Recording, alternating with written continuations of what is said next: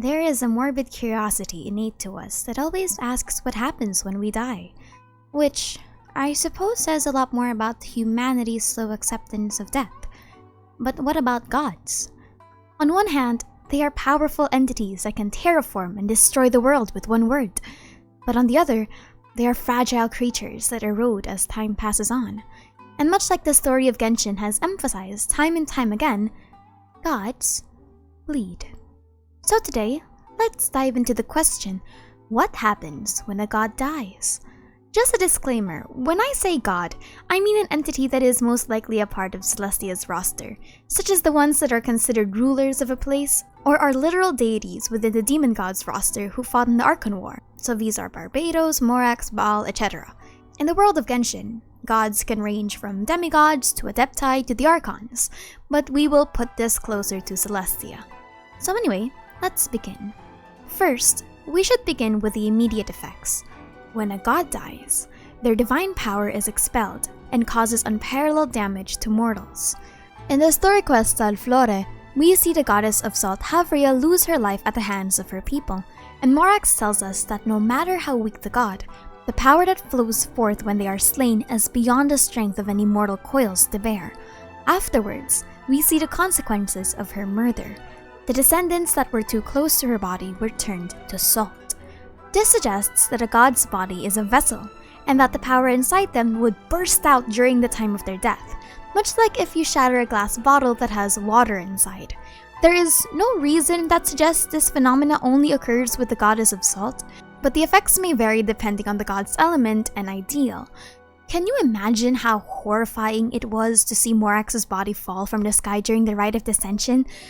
And if you think about it, if this was truly Morax's death, centered on an entire mass of people, no, the entire city of Liyue, this area of the map would essentially be wiped out from existence, which actually recontextualizes a lot of the Cataclysm, if we consider this. During the Cataclysm, there were two confirmed gods who lost their lives and were slain. These are the Electro-Archon Baal and the Dendro-Archon Rukkhadevata. Unlike Havria that Morax unabashedly called weak, these are Archons, those that won the war. The magnitude of their power far outscales that of Havria's, so that begs the question, what happened when they died?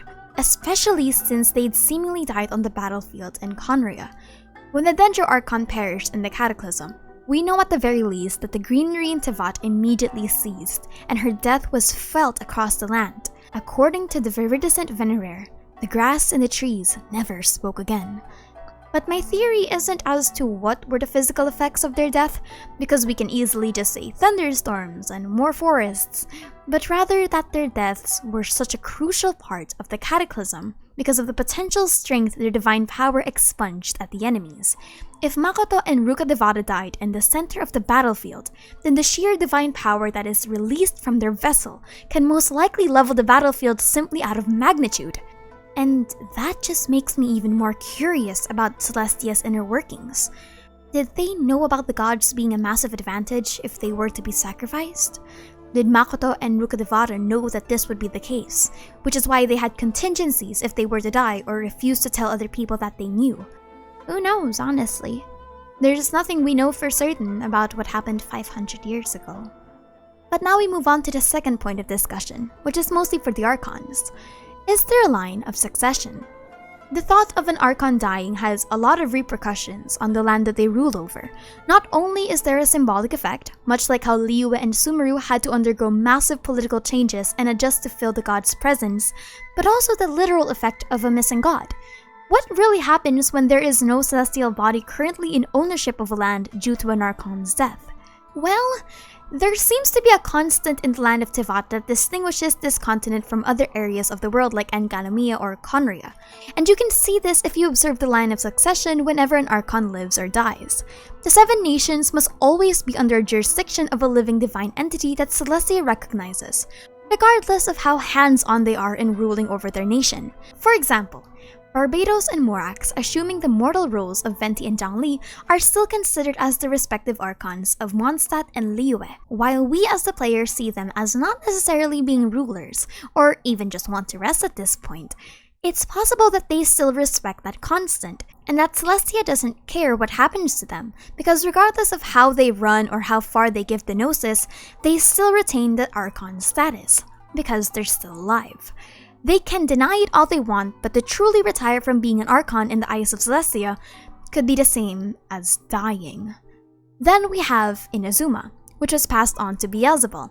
While she did technically rule alongside Baal as a shadow warrior prior to the Cataclysm, the title was formally still Baal's.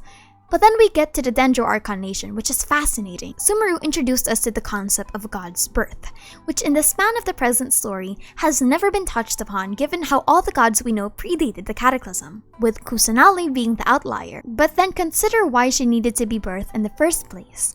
My theory for Kusanali's birth and creation was something I expanded on in another video entirely, but I'll add something onto that.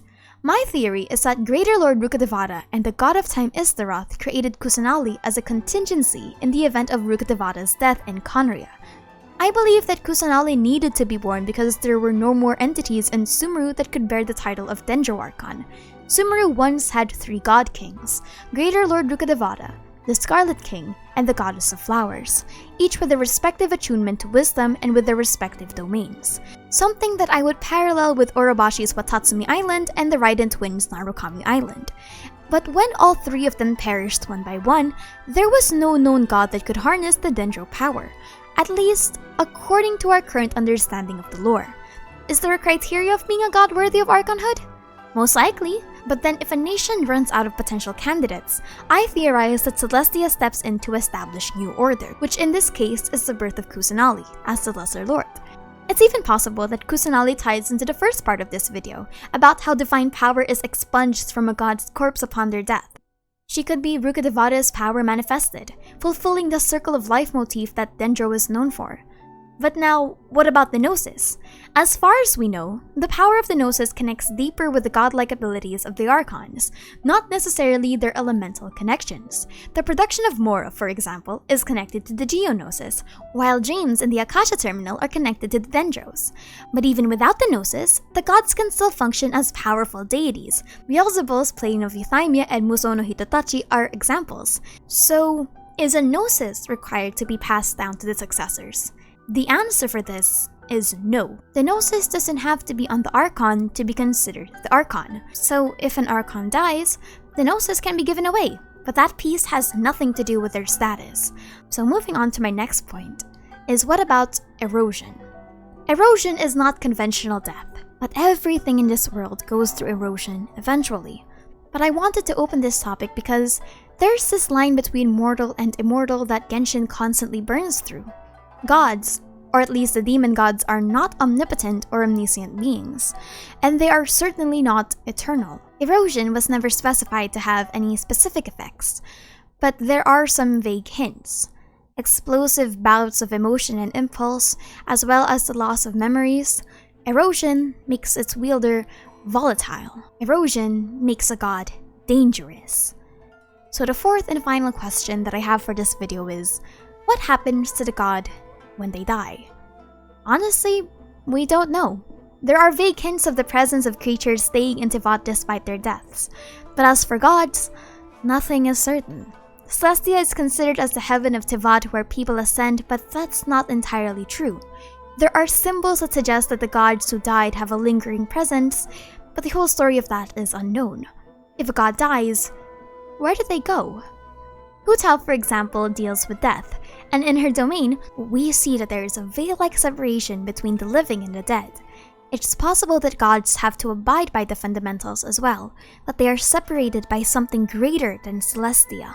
Because if gods dying means they go back to Celestia, it wouldn't make sense for Beelzebul to mourn the loss of her sister and her friends if she can just interact with them by using the Gnosis, the strongest form of connection the gods have with Celestia. And we also know that the Archons respect death and cannot bring their fellow gods back, because they've lost so much over the course of years.